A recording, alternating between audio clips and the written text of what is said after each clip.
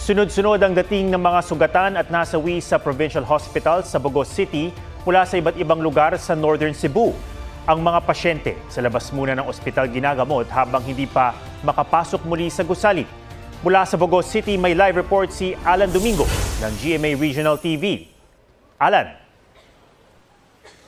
Atom, ngayon lang umabot na sa 72 ang nasawi habang 200 naman ang malubhang nasugatan sa pagyanig ng lindol dito sa Northern Cebu.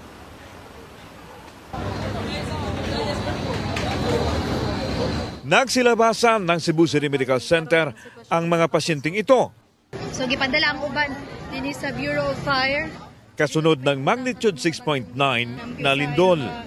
Ito ay bilin katapusan kay wa man masigla ng mga bata. Inog, 3 ka babies.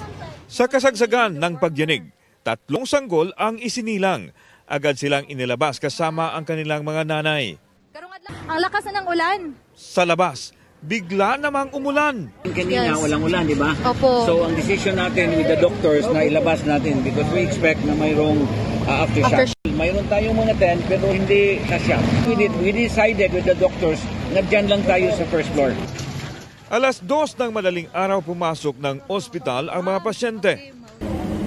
Sa Cebu Provincial Hospital sa Bogos City, kung saan naitala ang epicenter ng lindol, sunod-sunod ang dating ng mga pasyente na ginagamot sa mga tent. Gayon din ang mga bangkay na nare-retrieve mula sa iba't ibang lugar sa Northern Cebu. Ang mga body bag na kalatag sa labas ng ospital. Nagpang-abot na ang mga sasakyan ng mga punerarya at mga ambulansya. Kaya pati si Governor Pamela Baricuatro nagmando na rin ng trapiko. We need to transport patients here sa Bugo kay puno na kayo dire sa Bugo.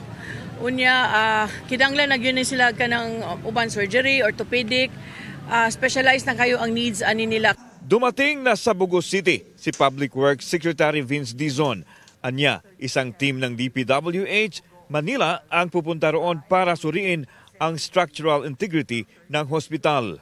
So hopefully by tomorrow we will know. And if it is secure, we will start bringing in patients already.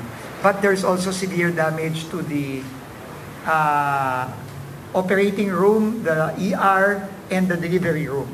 Ang Department of Health nagpadala ng medical team at mga gamot at medical supplies sa Bogos City.